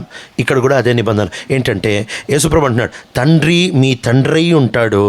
ఈ శిష్యులు అంటున్నారు, మేము నీ వారమై ఉంటాం. ఇదే నిబంధన అండి. ఈ నిబంధనలో మనం ఏడ్చుకుంటూ, పాపాలు ఒప్పుకుంటూ, పాపాలు బల్ల వరకు పెట్టుకున్నావంటే నువ్వు ప్రభుత్వం సరిగ్గా లేనట్టే. ఎప్పుడు పాపాలు అప్పుడు పోతా, బల్ల దగ్గరికి వచ్చినప్పుడు ఉత్సాహంగా పాలు పొందాలి. ఎందుకు ఉత్సాహంగా బలలో పాలు పొందుతామంటే ఒకరోజు వచ్చేస్తుంది. ఇప్పుడు ఆ పేపర్ ఉంటుంది కదా, ఆ పొలం పేపర్, అడ్వాన్స్ కట్టిన పేపర్, అది నువ్వు ఆయన దగ్గరికి వెళ్ళవేమో, కానీ అప్పుడప్పుడు నీ ఆనందం కొలది బీరువా తీసి ఆ పేపర్ చూసుకుంటూ ఉంటావు. పేపర్ ఏం మారదు, అది చూసుకుంటూ ఉంటావు. వచ్చేస్తుంది మనకు పొలం వచ్చేస్తుంది. బలబెట్టింది ఎందుకంటే ఈ కాగితాన్ని ప్రతి ఆదివారం చూసుకోండి, ఆ నిబంధనని గుర్తు చేసుకోండి. నా దగ్గరికి వచ్చేస్తున్నారు మీరు, నేను వచ్చేస్తున్నాను, నేను మిమ్మల్ని తీసుకొని వెళ్ళిపోతాను. సంతోషంగా పాలు పొందండి, ప్రభు జ్ఞాపకం చేసుకుంటూ పాలు పొందండి అని చెప్తా ఉన్నాడు. ఇలా పాత నిబంధనలో వాళ్ళు ఏ భోజనము కూడా విమోచన జ్ఞాపకం చేసుకున్నారు తప్ప ప్రభు జ్ఞాపకం చేసుకునే భోజనాలు చాలా తక్కువ. ఆత్మ ద్వారా మనకి ఇచ్చిన శ్రేష్టమైన ప్రత్యక్షత ఏంటి తెలుసా? మనం తీసుకునే రొట్టె, మనం తీసుకునే ద్రాక్షారసంలో యోగ్యంగా పాల్పొందడం అంటే పాపాలు ఒప్పుకోవడం కాదు. అంతకుముందే నువ్వు పాపాలు ఒప్పేసుకున్నావు, ఇంక ఒప్పుకునే పాపాలు ఏమి లేవు. యోగ్యంగా పాలు పొందడం అంటే పేదోడు ధనవంతుడు అనే తేడాలు లేవు సంఘంలో. యోగ్యంగా పాలు పొందడం అంటే నేనొక్కడనే కాదు, ఇతరుల కోసం కూడా నేను పోగొట్టుకుంటాను, ఇతరుల కోసం కొంచెం నా కడుపు కాల్చుకుంటాను, ఇతరుల కోసం నేను కొంచెం తగ్గించుకుంటాను అనే మనస్థితితో మనం పాలు పొందడమే యోగ్యంగా పాలు పొందేటప్పుడు ఉత్సాహంతో పాలు పొందడం ఏంటంటే నా ప్రభు వచ్చేస్తున్నాడు. ఒకరోజు నేను నా ప్రభుతో పాటు ఆ రాజ్యానికి వెళ్ళిపోతాను. కళ్ళు మూసుకుందామా, ప్రార్థన చేసుకుందామా? ఈ రెండు విషయాల్లో ప్రభు నీతో మాట్లాడుతూ వస్తున్నాడా? ఒకటి, ఆత్మీయత అధికారానికి వ్యతిరేకం కాదు. అభిషేకం అధికారాల్ని ధిక్కరించడానికి ఇవ్వబడదు. నువ్వెంత ఆత్మీయుడమైనా నీ సేవకుడికి తగ్గించుకొని ఉండు. నువ్వెంత ఆత్మీయురాలువైనా నీ భర్తకి తగ్గించుకొనే ఉండు. నువ్వెంత ఆత్మీయురాలువైనా ఎన్ని వరాలున్నా కూడా సంఘములో నియమించిన అధికారం కిందకి, కుటుంబంలో నియమించిన అధికారం కిందకి, దేశంలో నియమించిన అధికారం కిందకి లోబడాల్సిందే. రెండవది, ఈరోజు ప్రభు రాత్రి భోజనం గురించి గుర్తు చేశారు కదా, ఆ నిబంధనలో నువ్వు ఉన్నావా? ఆ ఉత్సాహం నీలో ఉందా? నా ప్రభు వచ్చేస్తున్నాడు, నేను వెళ్ళిపోతున్నా. ఆ ఉత్సాహంతో పాలు పొందేటప్పుడు వచ్చేస్తున్నాడు, నేను వెళ్ళిపోతున్నా అని కాదు, నేను ఒక సంఘంలో ఉన్నా, సంఘంగా మేము వెళ్ళిపోతున్నాం. మేమందరం ఒకటే. ఎక్కువ తక్కువ ఏమీ లేదు. ఎవరిని తృణీకరించడానికి వీలు లేదు. తలాంతులు ఉన్నంత మాత్రాన, డబ్బున్నంత మాత్రాన సంఘంలో నువ్వేమి ఎక్కువడివి కాదు అని గుర్తు చేస్తూ ఉత్సాహంతో బలలో పాల్పొందుతున్నావా? ఈ బల్ల ఉట్టి నీ గురించి కాదు, బల్ల సంఘం గురించి. ఇలా యోగ్యంగా ఉత్సాహంగా ఏడ్చుకుంటూ పాపాలు ఒప్పుకుంటూ కాదు, ఎప్పుడప్పుడు పాపం ఒప్పేసుకో. బల్ల ఉత్సాహంగా, నా సంఘం అంతటితో ప్రభా ఒకరోజు నీ దగ్గరికి వచ్చేస్తున్నా. ఆ రోజు దూరం లేదు. ఒక్కొక్కసారి బలలో పాలు పొందేటప్పుడు ఆ రోజు ఇంకా దగ్గర పడుతుంది. ఆ రోజు కోసం యోగ్యంగా సిద్ధపడుతున్నా. ప్రియ తండ్రి, మా జీవితాల్లో ఆ అద్భుతమైన దినం, ఆ యోగ్యమైన దినం, నీ ప్రత్యక్షమైన దినం. అప్పటి వరకు దేవదూతలు తొంగి చూస్తున్నారు. ఎంత జాగ్రత్తగా బ్రతికే కృపను మాకు అనుగ్రహించి, బల్లలో సంబరంతో, ఉత్సాహంతో, పెళ్లి విందులో పాలు పొందినట్టు ఒక నిబంధన భోజనముగా పాలు పొందే కృపను అనుగ్రహిస్తున్నాం. యేసు ప్రభు మా రక్షకుడి నామములో అడుగుతున్నాం తండ్రి.